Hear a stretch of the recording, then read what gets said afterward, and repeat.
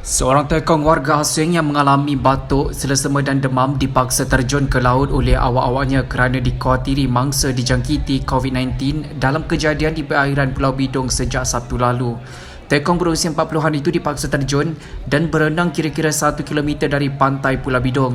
Ketua Polis Terengganu, Datuk Rosli Cik berkata, sepasukan anggota pasukan polis marin dihantar ke pulau berkenaan untuk menyelamatkan mangsa yang sudah dihantar ke pusat kuarantin di Marang untuk pemeriksaan lanjut.